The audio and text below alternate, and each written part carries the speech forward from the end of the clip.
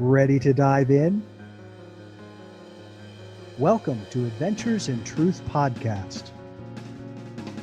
Every episode explores, expands, and evolves the truths we encounter and experience in our human quest for clarity, joy, and exponential growth.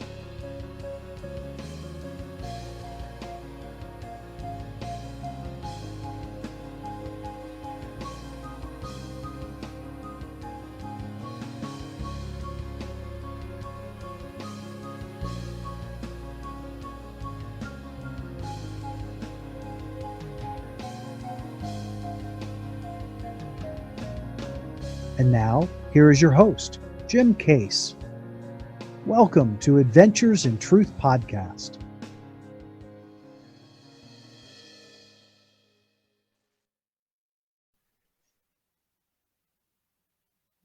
And hello, everybody out there in LiveCast land, and welcome to another Adventures in Truth podcast. Super excited to be here today, as always, because we get a chance to talk about all the things that I think really matter. And it's always great to have good conversation with amazing people. And I am super excited to have with us today, Debra Rock-Evans, joining us all the way from fabulous New Zealand. Hi, Deb. Hi, how's it going, Jim? So good. Hey, I'm everyone. doing well. So good to see you and Good. great to have you back on the show. I'm thinking It's we're going to great have a be here. great conversation today. I think so too. I really into having conversations that matter. Yeah. It's good stuff. Deb's coming to us from New Zealand. If you haven't met Deb before, she is one of those people who is walking the walk for herself. Has decided that it was time to make some changes. They shifted their life to living on a boat, correct? And Yep, here I am on the boat, and that's been an extraordinary experience. And in addition to creating a group called Wake Up Warriors, that is another format for, again, having challenging and difficult conversations that we all want to have, but we're not sure how to have, and we want to create spaces to have. So that's why and in have part them we're respectfully. and have them respectfully, which is huge. Yeah. Here at Adventures in Truth, if you haven't been with us before, what we do on this show is we take concepts that sort of sit out there in the mass consciousness, and we take them apart and we look at them and we look for those things that will help us to better understand how we interact, particularly in this time where you can't seem to get an anchor. There's so much misinformation and so much untruth and so much confusion and so much deflection and so much of all of that it's really about us finding our zone. It's really about us as individuals finding our truth. And so this Adventures in Truth is what are those things that keep us from getting there from here? Why is it so challenging to find the truth? And that's what we like to do, is from our life experience, from the people that we've worked with in our lives and our own transformational processes, that there are ways to reframe how we approach things. And largely that seems to be the solution most of the time, is just changing perspective. And then adding a little magic in there and adding a little, the things that help us propel our energy to the next level. So today we're going to be talking about resistance. And we're going to dive into that in just a moment. But what I'd like to do to get started is, one, Deb, if you'd like to say hi to everybody out there in TV land or LiveCast land or wherever you are, it's great to see you. Thank you for being here. Yeah, no problem. Thanks so much for having me here. And I'd like to say a special hi to everyone in the Wake Up Warriors group. I don't really watch TV, so I don't care about TV land. Yeah. But everybody who's online and looking for answers in the various channels and places that you are, hi to you. Good stuff. So what I'd like to start with today, if you're all with me on this, is, oh, look, I left my tag up there. We're going to take a moment to focus. And I was thinking about this week. As we dive into some of these topics, I realize we sort of jump in and we go. And I wanted to just take 1 minute and ask everybody who's watching, who's participating, to first just take a deep breath in through the nose and out through the mouth. Take it as fully and completely as possible. So inhaling through the nose and letting it all go. And keep pushing the air out and pushing the air out until there's nothing left in the lungs. And then breathe it back in again. Feel that fresh rush of energy, that fresh rush of air as it fills your lungs, and then let it go. And as you let it go, feel all of the tension that's in your vibration. Anything that's stuck there, let it go with the breath. And push that breath out until the lungs are completely empty as best you can. And then bring it back in again. Take in that new, full, rich air. Fill all the way through. As you do, relax your body on that inhale. Relax, relax, relax. And then just let your body release on the exhale from the mouth. Feeling the change in your energy as you become present and as you become focused in now. Because right now is where change is going to happen. And I'm going to take 5 seconds now. As you breathe in this time, you're going to breathe in 3 times successively in through the nose and out through the mouth. And you're going to do that with your eyes closed within your own space. Inhaling, filling completely, and then release. Inhaling, filling completely, and release. And with this last breath, as you inhale, relaxing into it, feel your energy connecting to all of those that are with us, all of those watching, all of those participating, all those aligned in your energy. Feel yourself connecting. Feel yourself becoming bigger. Feel yourself becoming clearer. And then exhale and release all of that energy. And when you're ready, open your eyes and be present with us. Appreciate you guys so much. Appreciate you being here and participating. So let's dive in and understand and identify resistance. So the evolution of this process or this topic for me today, I was looking at really wanting to talk about something that has immediate impact in our world. As I think Deb and I were talking about a little bit too. There's so much going on right now, and there's so much confusion and so much stimulation of fear, so much, I don't know what to believe. I was speaking with my brother earlier today, and I said, it's hard not to be a conspiracy theorist when you look at these things and go, is this actually possible that this could happen in the way it's happening and how it's happening? But what I discovered is that one of the challenges and what this creates for all of us is a state of continuous resistance, because we don't know where we're turning. We turn one direction and we think we're hearing truth, and it's just more BS. We turn another direction and we think we're hearing truth, and it's a lie. We turn another direction and some other craziness is going on from some other quarter. So we are, as a species, as a human species, we are confronted with this massive delusion and illusion in our space. And it causes resistance just by the nature of it, is because our energy doesn't resonate with it, because our energy doesn't believe what we're seeing. So we got to find a way to turn that energy into something more and something different. And being in a state of resistance is actually a way of keeping you out of your power. It's a way of keeping you out of your ability to focus on what matters. And to my way of thinking, the only thing that matters is you, the people you're closely connected to, and what you and they can achieve together or singularly in creating the best possible energy around you and for you in order to continue to expand that energy. Does that make sense? Absolutely. I completely agree with that. And it starts with doing what we just did. Yeah. Breathing. And looking inwards for that sense of calm in all the chaos, right? Sometimes I feel like we're living in this dystopian Netflix movie. Well, and I feel like I'm in it instead of I should be watching it, eating popcorn.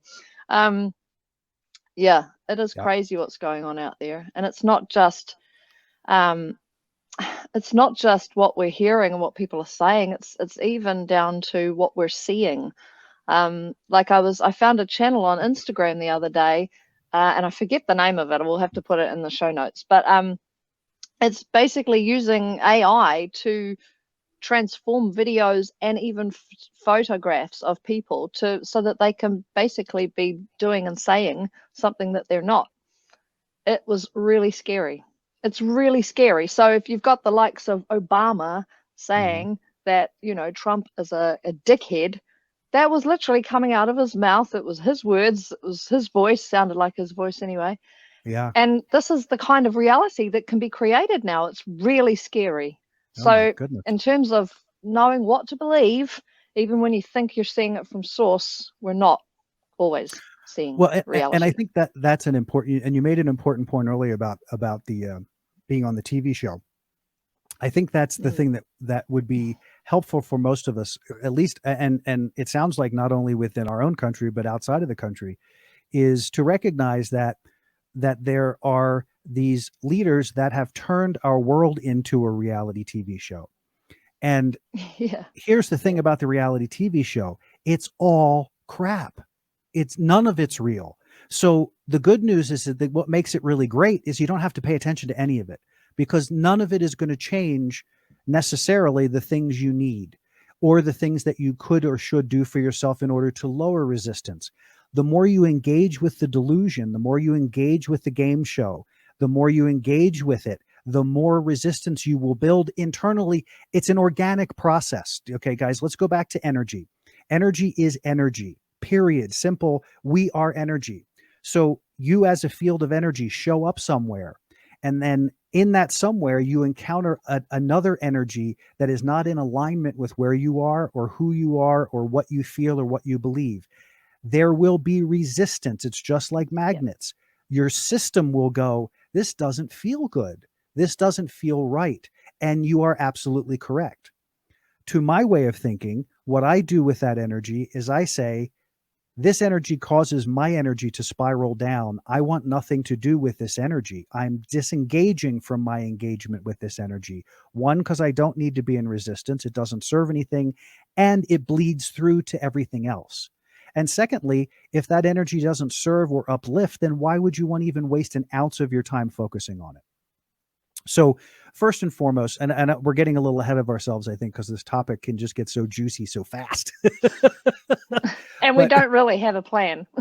That's right.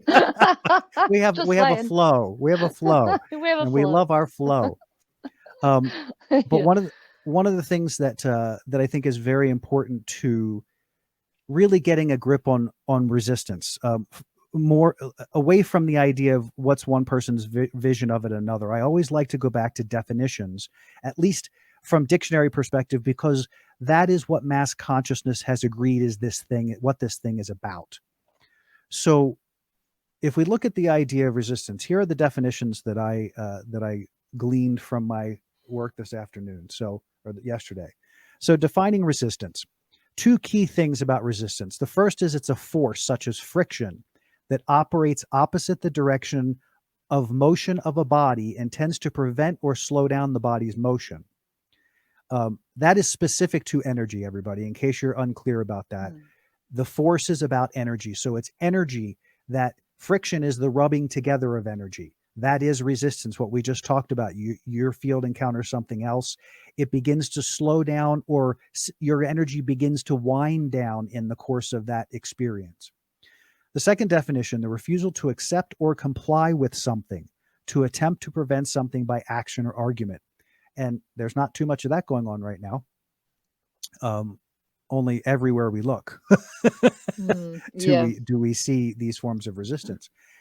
Now, why is the definition of resistance so important? Well, because if you understand what the source of it is, now you get to focus on how to change that, and understand it for what it is, which is a choice and a reaction to the refusal to accept or comply with something. So you look at the experience of what we're seeing with all of the protesters, or what we're seeing with anything. I mean, with Trump, with Boris, with all of them, all of the fringe people, or what we consider, I guess, fringe. I don't know if that's a real right word or not. But they produce these ideas or these thoughts or these things, and we start to engage, and then we go, wait a second, or we're protesting. We're protesting police violence. We're protesting the way the authorities treat people, and the gross racism that exists in the culture of our country, and I'm sure across many countries in the world. we've come to believe that the motto for anything is fight. We've come to believe that the motto for anything is going to war, whether it's drugs, whether it's cancer, whether it's lupus, whether it's ALS, whether it's the death of another human being. We tend to want to go to war on those things. And just by definition, as soon as you enter that state of being, you are now in a form of resistance. I'm going to leave that right there for a second. You are already in resistance. Does everyone feel like that though? Because a lot of people I know don't. You know, a lot of people I know want peace. They want to live in unity with our diversity. They just want to be happy. And a lot of this feels like it's happening to us. It's not driven by us, but we're getting swept up in it and kind of taking sides, taking opinions. But I don't feel like much of it is coming from the majority of people. That's what makes me really sad, is that I don't feel any of our leaders really represent the majority of people. Yeah. And it leaves us all in this place of hopelessness and helplessness, in that, damn, we voted these people in and we're still not feeling like they're representing us. They're still not reflecting how I feel anyway. And it makes you wonder, what can we do about any of this? So there's in all of this resistance, I think there is a lot of there's a lot of fear, as you said, but there's also a lot of this sort of helplessness and hopelessness as to what can I as an individual possibly do about this.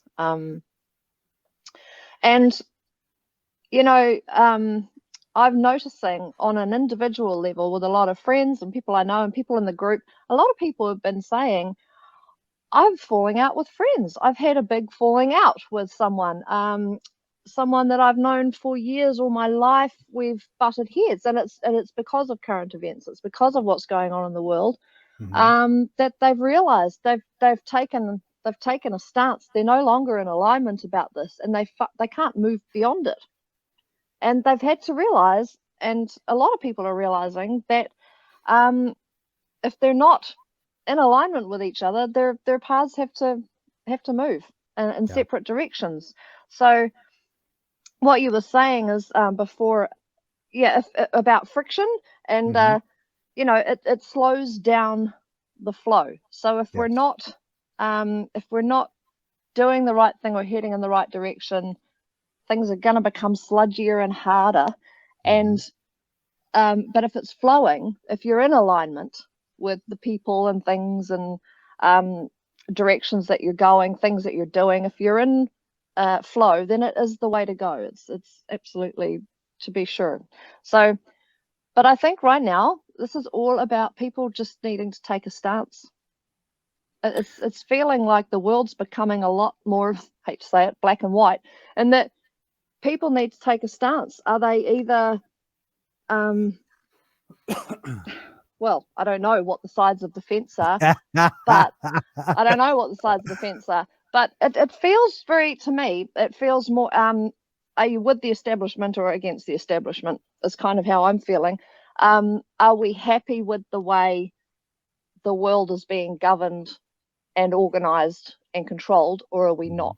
Is it serving us, or is it keeping us in a kind of slavery?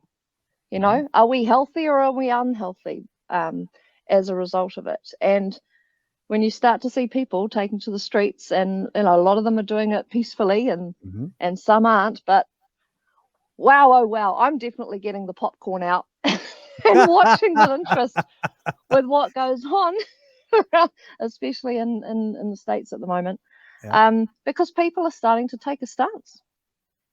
Well, and I think, as I'm hearing what you're saying and talking about taking a stand and what does that look like, I'm gonna pull it back even further, because I don't think you can take a stand until you know who you are. Because if you're taking a stand based on ideas or concepts, you're taking an idea based on a mental construct that you think is useful, even if you don't agree with it or understand it. And the reason that I think this is such an important time is because there's nowhere to turn to get legitimate information. Truly, Exactly. there is That's nowhere so to true. turn but right That is here, so true. right here. Yep. And I'm going to tell you, my brother and I had a conversation, geez, 3 years ago that ended up becoming the source of a huge confrontation between us. And interestingly enough, we were on the phone this morning and he said the exact same words back to me from his own experience that I shared with him 4 years ago. And those words were this: in all of my life that I am aware of as an adult or even as a younger person, the person who sits in 1600 Pennsylvania Avenue has never had a direct impact on any choice I've made in my life. Any choice I've made my entire life. I don't make decisions based on that person. I don't make decisions based on their choices. I make decisions based on being present in my life and then choosing what I need to do next or what will serve the path of my life next. The more you allow that noise to fill your space, the more you think you have to take something, stand some way, do something, which I don't disagree with. And please understand, I'm not saying that protesting is bad. I'm not saying that. I'm saying recognize the energy for what it is. If you are participating and your participation is about fighting against, you are in resistance, and what you resist will persist. It's the nature of the universe, period. So if you are in a place of peace with yourself and you are sharing that peace with other human beings, that's an incredible thing. I know I've shared other times on the podcast. One of the meditations that I do every day is called the Mata Bhavna, and it's it's a process of seeing the people and the people in your life and the people in the world. Seeing them well, seeing them happy, and seeing them free from suffering. And I've used this before, but it's such a powerful difference from you're wrong, I'm right. It's such a powerful difference from you need to stop what you're doing so I can be happy. It's a powerful difference from your viewpoint doesn't serve my life, so you need to change, or we need to fight, or whatever. I mean, and I'm not saying that's the only place. And I think to your point, there are a lot of people who are in that no man's land. I'm not going to get in the fray. I'm not going to go there, but I have no idea what I can do. What you can do is not find resistance, but find your peace, knowing that there are crazy people in the world doing crazy things, and there will continue to be crazy people. And the truth of the matter is, from now until November, it's not going to get better, guys. It's not even going to get, it's going to get so ugly that you're going to be scratching your head, in another month or two, at least in the States. I don't know how that's looking outside of the States, but there is, so we are called, I think, as a people, as a human species, to find a connection in peace and love. And the only way we do that is to lose resistance to what we think is hampering our experience. I am fully on board with the idea and the clarity of the underpinnings of, at least in this country, the underpinnings and the rot that exists under our institutions. The systemic racism that's built into our institutions is real. It's a thing. It's something that needs to be changed. But that change is not going to come because we beat them to death. The change is going to come because we get clarity, and then we step up and we walk into the change. That's where we get to do this. But part of that is learning how to identify resistance in self and learning how to understand when it's useful and when it's not. I know I got a little carried away there, but Deb, if you have anything to No, add it's to good. that. Yeah, no, it's absolutely, it is a time for everyone to be looking inward. And I can't help but think that the recent coronavirus outbreak and the way it has been dealt with globally, with the majority of countries going into lockdown and forcing people to go inwards and look Mm-hmm. inwards and really reflect and connect in and connect with family and connect with those close around you, like you say. That's been an amazing, certainly here in New Zealand, it's been an amazing window of opportunity to do that. I agree. And I reckon energetically and on a global scale, that has changed. It has Mm-hmm. changed the world, and it has had it's given us all an opportunity to really look and ask ourselves what's truly important. And coming out, so I mean, we are out of lockdown now here in New Zealand. We're in level 1, which is pretty much normal life. That and life is starting to get back to normal, but now we're watching what is going on in the States, and that is making us all reflect on an individual level where we stand with racism, where we stand with diversity. And it's making a lot of people really ask themselves, is even a mild prejudice is a form of racism? Even ignorance of another's culture or way of life is a form of racism. So it's really, we have a problem here too, beyond no shadow of a doubt. And it's causing a lot of people to reflect. Well, I certainly hope it is anyway. And I really hope that, and I am a hopeful person. I have faith that we're going to come out of this. I really do. I feel like there are really negative forces at play who are desperate to keep us in a state of enslavement, keep us in a state of disempowerment, keep us in a state of hating each other, fighting each other. And I really feel it's all engineered. I even feel that racism, to a certain extent, is engineered over centuries.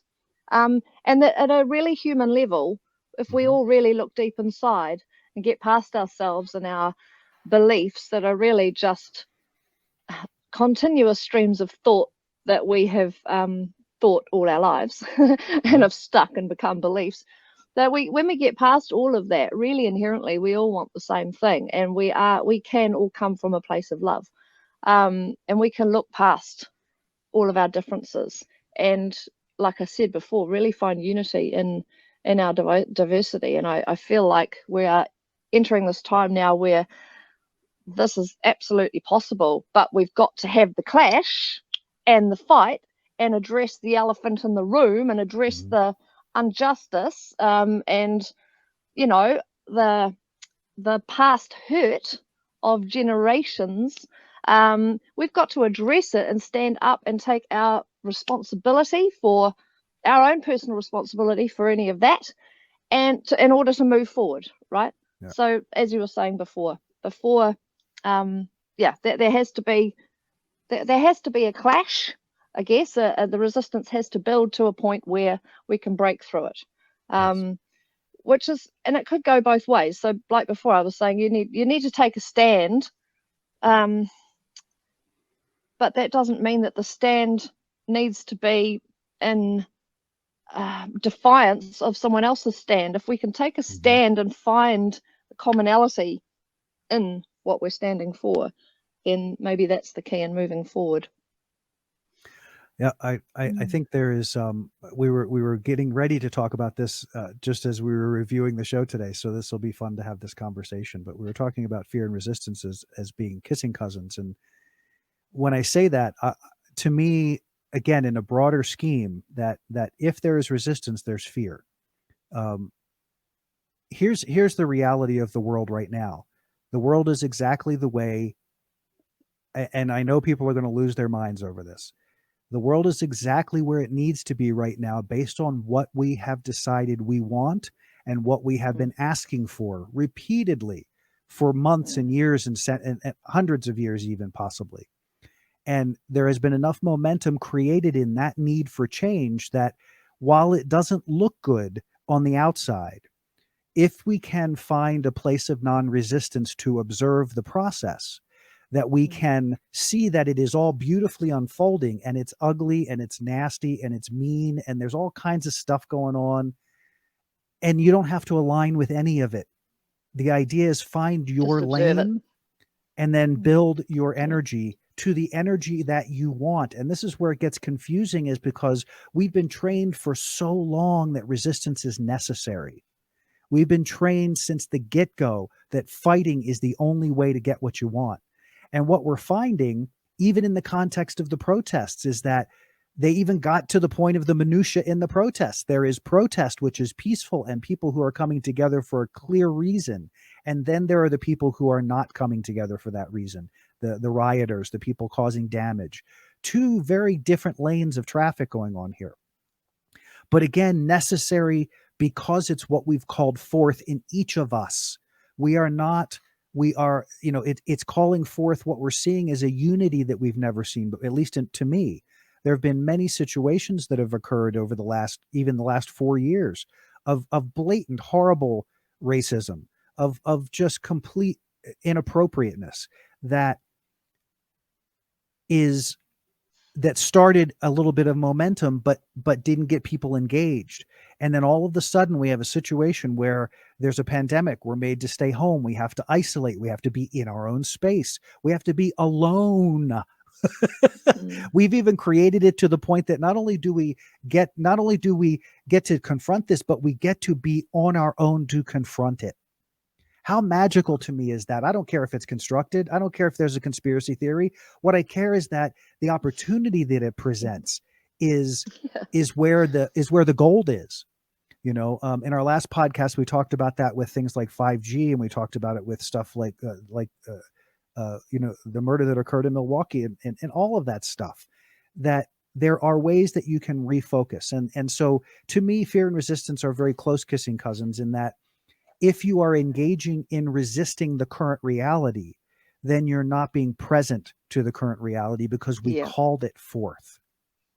So that's what I mean when I say fear and resistance are sort of hand in hand, because something has to stimulate your desire to fight. In order to fight, as soon as that word comes into consciousness, you are in resistance. It's just the nature of energy.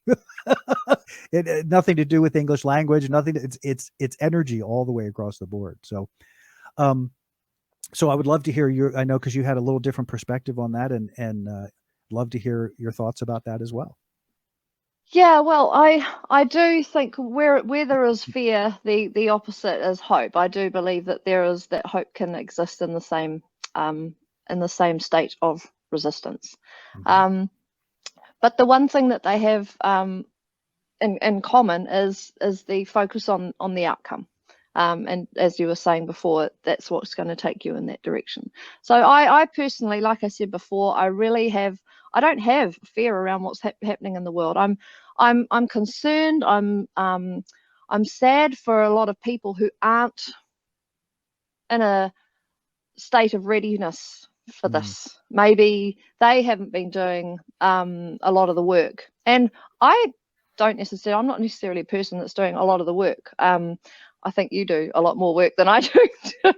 But I do but in terms of practicing, my spirituality and my mindfulness and that sort of thing, but I still feel I'm in that space. Mm-hmm. And all throughout all of this going on, I have been in a nice balance of focusing on where I want my life to be going, and what I want for our family and our future, and the way I want, not just for us, but or the way I want the world to look. Mm-hmm. But I've been trying to stay unattached to the how. Beautiful. So just taking it back to what we're doing right now. We're living on a boat. So we sold our home to be debt free, to get closer to our dream of sailing around the world with my family, and traveling around the world for a decade, what have you. And oh, you're right, buddy. My son's just arrived back. And also at the same, so that is, yeah, okay, buddy, you're right. And so yeah, and that's with that. If the economy allows it, and the world is opened up, and there isn't a horrible looming virus out there that's preventing everyone from traveling internationally, that kind of thing, I'm trying to create that future for ourselves. But at the same time, if it so happened, no, sweetheart, I can't have you watching that in here, darling, because we're recording, okay? At the same time, if that doesn't become a reality, and I am confined to staying in New Zealand, we still have this boat, and we can still hopefully freely travel. and go places where I can connect with people who are, living on the land and that kind of thing. So I'm trying to prepare myself and our family for both eventualities, because and be happy with whichever way it goes. So while I really want to travel the world and show my son the world, and really raise him to be a global citizen, a world citizen, and a custodian of the planet, and someone who understands and loves all diversity in the world. If that's not going to happen, then we will find that in our more micro environment here. Where was I going with this? I guess it's letting go of the attachment to what's going to happen, what the outcome is going to be, and instead just having a hope. So you're either going to stand and have a hope than a faith that it's going to be okay and work out, because everybody will at some point have to. This is almost like an individual battle, isn't it? As much as it is a global one. We need to know where we are in our own hearts and be happy with that, and have hope that the outcome will be the way we want it. And then literally just let things unfold, and be strong in our stance, in our stand, whatever that is. So people are literally either going to stand in complete fear and helplessness and hopelessness and feel like all of this is happening to them, or we can stand in complete hope and faith that the outcome will be good, and we will continue on an individual level to be good and come from a place of love, and acceptance of whatever will be. Yeah. It's I made a couple notes. It's going with the flow. It's going with the flow again, right? Yeah. Yes. So I made a couple notes of things that I would love, based on some of the things you were saying. And this is a topic that we have talked about on the show before. So it's just, I'm just referencing it because I think it's very powerful. So I'm going to ask, and this is another one that may be a tough one. I'm going to try to break it down pretty simply. The time, I struggle with the concept of hope. I struggle with the idea of hope, because hope to me is this is my version. Hope to me is that I'm putting my trust, or I'm putting my energy into something outside of myself that's going to hopefully make things better. Or I'm hopefully going to be better, as opposed to staying in faith and trust, which you use those words. But to me, faith and trust has to come here. So I don't hope I'm going to be a good person. I'm either going to be a good person or I'm not going to be a good person. I don't hope that my husband is going to be a good person. He either is going to be a good person or he's not going to be a good person. The faith that I have in who I am, and the trust that I have in myself and my connection to whether it's God or whoever it is you believe, or whatever it is you believe, is the foundation for generating an energy of love. Hope becomes challenging to generate love because it's amorphous. It's it might happen, it might not happen. Faith and trust says, I know what I can create. I know the energy that I have to impact my friends, to impact my family, to impact my loved ones, and to influence in a positive fashion. So again, I don't want to beat it. I want to use a different, from my perspective, I want to add another layer of attention to this, because it's not happening outside of us, guys. It's not. It looks like it is. It looks like the world is in total chaos. It's just reflecting what we all are feeling inside. It's us who are having the chaos. Faith and trust, connection, find that alignment that gets you back to your greatest self. You were talking in the beginning about feeling, and even in the words that you used, you were feeling a little, you're being a little self-depreciating about your daily practice. And then you proceeded to talk about all of the things that you do every day to instill the idea of love and compassion and understanding and being a global citizen to your children. How much better a daily practice could you have? I mean, that has to come through you in order for that to be impactful. So how marvelous is it that you really have an extraordinary daily practice? You just don't give it the same words because you're hoping things are going to get better and that you'll have more time. No, what you're doing from the place of love of who you are and for the love of your family. And that's creating this incredible energy that's creating a synergy around you and your family that everywhere you go impacts people. Everywhere you go. How incredible is that? So again, and I hope that I presented it in a way, I'm in no way trying to make anybody right, wrong, or indifferent. I tend to see things a little differently in the world, and I like to share those perspectives because I think they're valuable to understanding how we navigate out of our use of language and navigate out of our use of things that have come before. The other challenge with the hope idea is that hope comes from a religious context originally, I believe. It is an idea that if you hope, if you stay in hope, then God will give you favor. And I'm going to use a bad word right now, but I'll skip over it. I won't use a bad word. The bad word more was about stop it. Stop it. That's not, for all of you that do that, don't do that. You're putting it off. This is another form of resistance.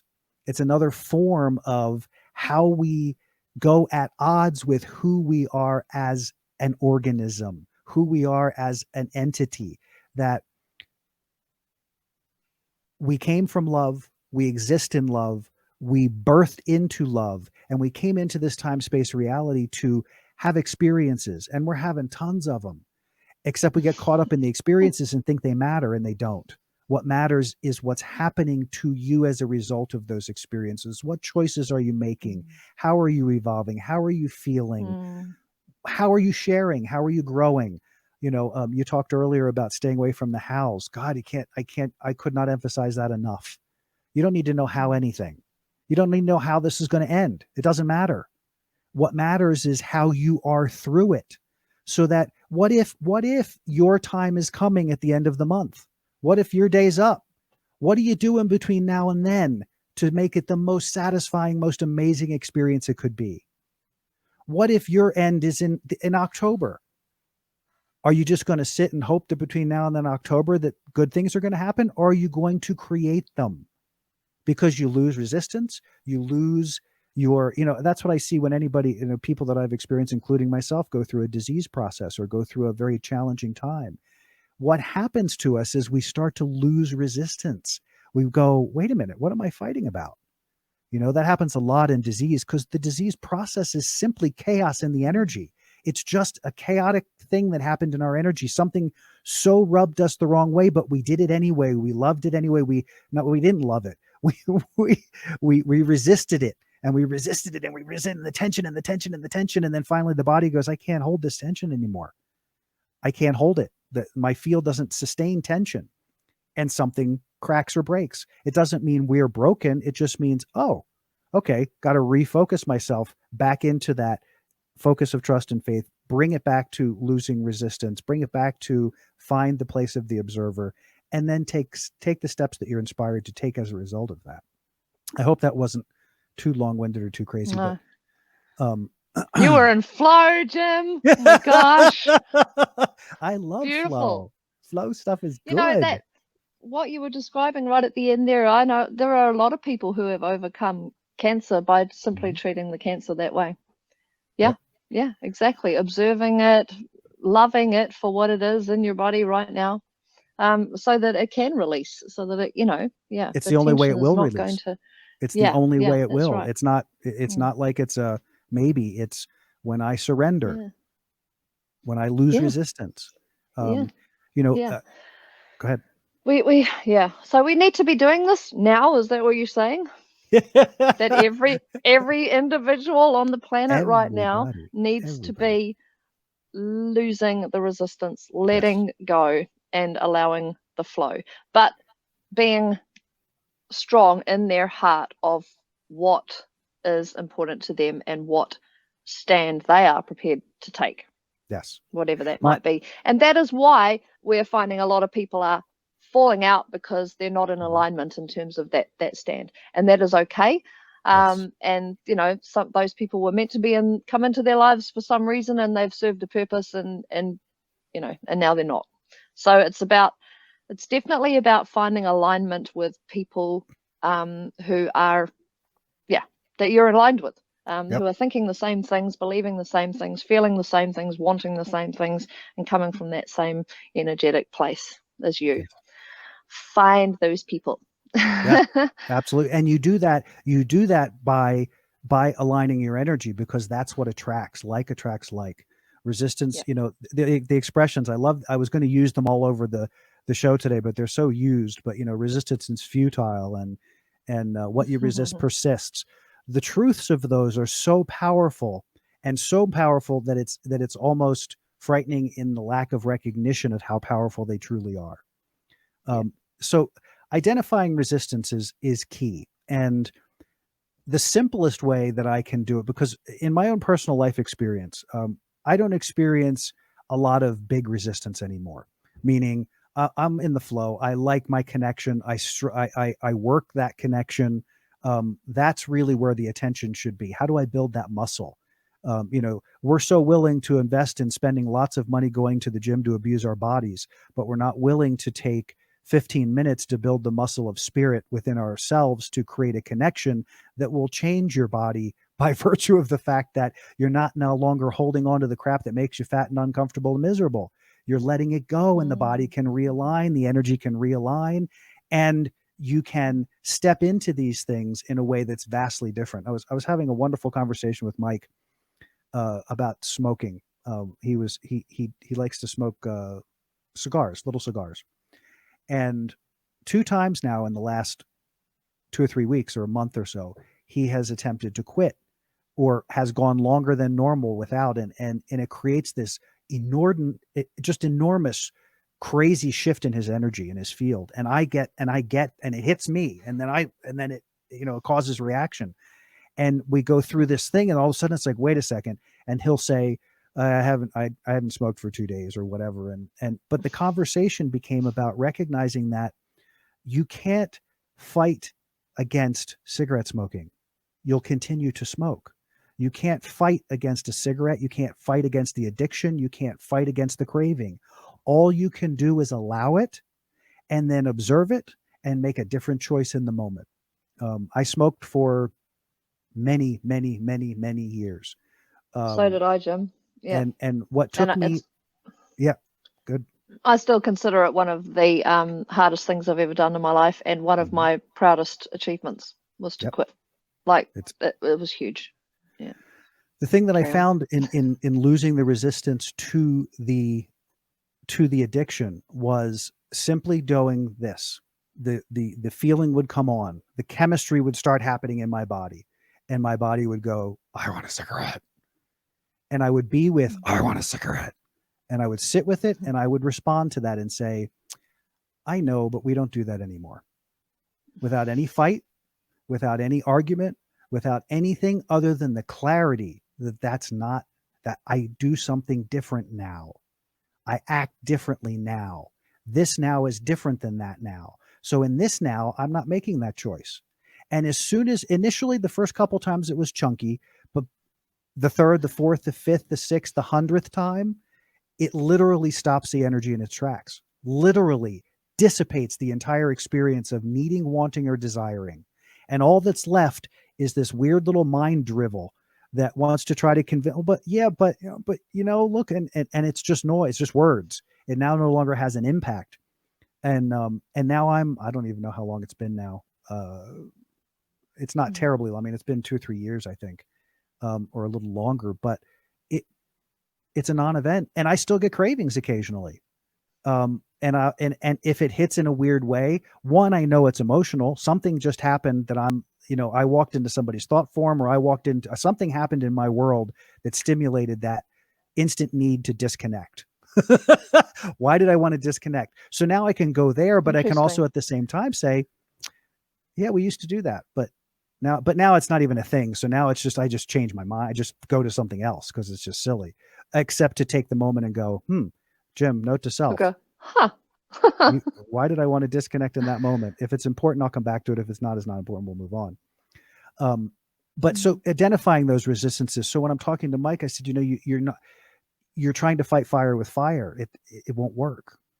And no amount of, if you are not in alignment with the idea of being nicotine free, you will not be nicotine free. If you are going from the perspective of, I have to quit, you won't do it, because there's nothing about it's all resistance to the reality that exists. You chose this reality. Now you want to change it. Well, guess what? It didn't come to fruition by itself.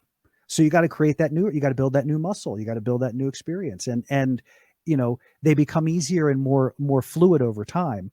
But again, looking at all the places where, and they come up everywhere. I mean, I'm sure you can probably share some as I think about, sometimes it's a resistance to somebody says, hey, let's go do this. And it's like, no, I don't really feel like it.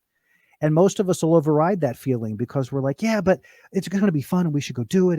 But the internal mechanism went, boom, this is not a good thing. I'm at a place in my life where as soon as I feel that, I stop. Back up. Okay. I either don't know enough, I need more information, or this energy simply isn't what I want to engage in. If I go against that feeling now, it never works out well. It doesn't mean I get damaged or anything, but it just usually doesn't work out well.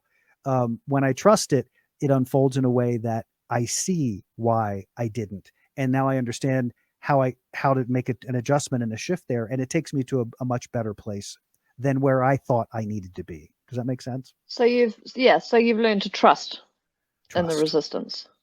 Yeah. Trust. So you're not afraid of the resistance. Correct. You're not in fear of the resistance. You're in trust of the resistance. Well, which I'm in trust. More along Yeah. that hope, faith, trust side, isn't it? Yeah, the trust and faith. It is. You could keep hope. I'm not trying to take hope from you. I have a different experience of it. So Hey, look, so did I. And I, my family name motto is was hope for the best. I used to hate it. Absolutely hated it. But I've come to my mother-in-law gave me some beautiful cards. Actually, I could run and quickly get it, but it just described hope in such a different way, and it is really more connected to faith, faith and in goodness and in love and in positive outcomes. It's not this kind of wishy-washy, oh well, I really hope it's gonna work out, but not really believing it. It is a real belief and faith in that all will be well. All will be well. And that is how I'm feeling now. Good.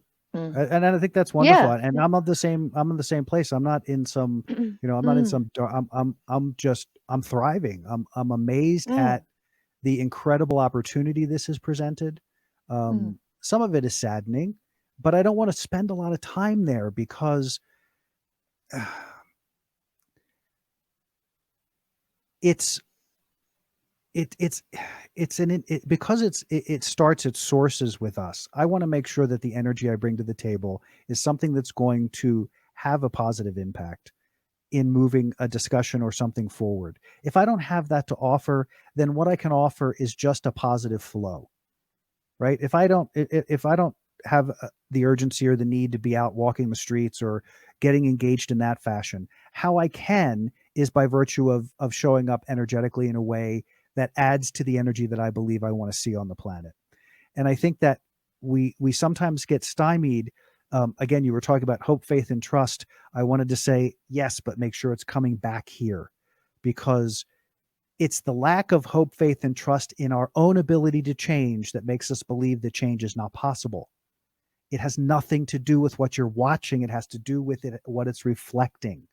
So we have the ability. And again, these are subtle things, guys. It's not like you walk around your universe going, geez, I don't think I can change. What you've done is a behavior, not you individually, collectively. We've taken choices in behavior over time that have created outcomes, and then wondered why we're in the outcome we're in when we've constantly made choices to get there. The idea that if you stop and look at your life right here, right now, this snapshot of your life is where you want to be because it's where you are. I know that sounds deterministic, and it is, but that's the reality. You are where you are because that's where you want to be. If you didn't want to be there, you'd be somewhere else. And if you say, well, I don't know how to get there, that becomes resistance. That is resistance. That's how you use resistance to keep yourself in a position of not being able to achieve what you want to achieve. Nothing is in the way of you having anything except your belief that you can or can't have it. You may have to walk through some hurdles. You may have to take some steps. You may have to do some things. And who knows what that looks like. But if it's an organic process to you, it's going to look amazing to you, and you're going to feel an aliveness in it that compels you, that calls you to involvement, because you know your energy can have an impact in the way this thing moves. And so you find out how you do that. I don't see that me using my energies walking up and down the street chanting is going to accomplish anything from my perspective. I don't mean that it's not accomplishing anything. I'm saying for me, Jim, that's not a path that I find satisfying. This is a path I find satisfying. So I'll put as much energy into spreading as much love and faith and compassion and joy and clarity and whatever else I can muster up in the way of vibe to present an alternative viewpoint that at least maybe you don't like any of it, but maybe you get one word that you went, I never thought about that word before. That's change. And that just added a piece that enables every individual to make even a little bit of shift out of resistance. And that if one of us do it, if 5 of us do it, if 10 of us do it, and we're all pure in that intention, the power of that alignment far exceeds the power of a million other people doing something else unconsciously. That conscious energy will have impact. And so that's why this conversation seems to me to be so important about resistance, is learning how you use resistance in your world. We've dove well with this process, and we have about 3 or 4 minutes yet. To talk about how we use resistance. So in your own experience, Debra, what you've observed, how do you think you use it, or how do you observe it is used in your life or around in your life? Do you have any thoughts on that?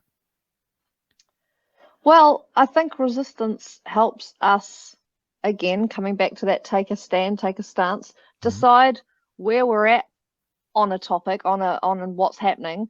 Really dig deep within ourselves around how we feel, dig deep into research in terms of trying to find information that we believe is truthful. Try and be open to different viewpoints of it, in looking at everything that's involved in causing this resistance. What are all the angles, all the perspectives, all the opinions, and being open to having your opinion challenged or swayed, because that's where we do our growth, I think. And that in that challenge, there is that individual resistance right there. And if through that challenge your mind is opened to, and your opinion is able to be changed or altered ever so slightly, then there is growth. Then there is some form of transformation through that. Then you are no longer stagnant and simply standing and in defiance and fighting other people or other beliefs, other perspectives. If you are open to meeting a challenge and are open to moving through it and changing as a result of it, then I believe there's growth. And if people can do this on a daily basis, most people understand that whole comfort zone thing, that we don't grow unless we come up to our comfort zone and just break beyond it, and then our comfort zone stretches that little bit more, and the next time we find ourselves doing something, we find we don't have so much fear around that, and we stretch and grow as people. So that is how I think we can absolutely be using resistance on a daily basis. Beautiful. It's a great, I think that the reality is we all are going to experience it. We all do experience forms of it. The trick is, how do you respond? Do you react or do you respond? I think everything that you described is beautiful in that it's there to let us know, oh, There's a rub here. What's the rub? That leads us to, so how we use resistance is important. It's important to, is it a tool that we're using to help us bring clarity, or is it a tool that we're using to fight? And Exactly. each individual has to draw that. And there are some cases, depending on the circumstance, where you may find your resistance is about fighting because it's a core issue for you that's been something that you've had struggled for a long time. Some of the lesser ones maybe not, but again, as you understand how you use it, and each of us takes the moment in that personal time to understand how it shows up, that as soon as you feel it, you can identify it. You don't have to, you don't have to do some major deconstruction of your personality. You just have to be in the moment of who you are and feel into it and go, oof, that's a rub. Okay. Can I answer this question right now? In this state? Probably not. I need to back up a minute. Sorry, guys, give me a minute. I got to get my state clean. I got to fix me for a second before I can come back to this, because what I encountered was a wall or a resistance or a fight, or my energy dropped, and I'm not sure why. And we need to give ourselves permission to do that regularly, all the time. That's how we honor who we are, and that's how we honor and support all of those around us. So as a final piece of this, and geez, we could dive into all of this even more. It's just amazing to me. Every time we get into a topic, there's just the doorways that open to more incredible discussion. So the last piece of this is this idea of resistance to surrender. And I don't mean resistance to surrendering, although that's a thing. I mean going from a place of resistance and using surrender to release from that place of resistance. And the question of, well, is that a journey or is it a step? And I'm going to say it's both, because initially choosing surrender can happen that fast. It's just simply making a choice. It's saying, I feel resistance and I'm going to surrender that resistance to understand a larger understanding, to understand more of who I am. That step is going to become a journey. It just is. But it's an amazing journey. It's not a journey of pain and anguish and ugly, and it can be uncomfortable, but it's a journey of understanding and clarity. And it's quite remarkable. Amazing discovery. Yeah. I love that, Jim. And I'm apologizing to the listeners because we're running late, and that's almost a topic for a whole other podcast. Yep, we will do that. I want to thank you, Deb, for being here. Great conversation, and thank you for all of the great contribution, and to everybody out there in TV land or in livecast land. Thank you for being here. Look for my book coming out toward the end of the summer. Fear is a Choice: Unraveling the Illusion of Our Separation from Love. Super excited about that. You're going to see a lot about that coming up. Check out our shows next week. I will be on a little vacay, so we're going to be doing some returning to a couple episodes just next Wednesday and Friday. So look for those. I'll have some stuff out about that shortly, but there'll be great episodes of things you may or may not have seen before, but they will be shown live. And thank you for being here. www.adventuresinTruthpodcast.com. And we love you. We appreciate you, and looking forward to seeing you again next time. Thanks, everybody. Bye. Bye-bye. We hope you enjoyed this episode of Adventures in Truth Podcast. Thank you for joining us. To learn more about Jim's book, Fear is a Choice: Unraveling the Illusion of Our Separation from Love, or to book a session with Jim, you can email us at adventuresintruth@gmail.com, or you can join us on the web at www.adventuresintruth.com. Tune in next time for another great Adventures in Truth podcast.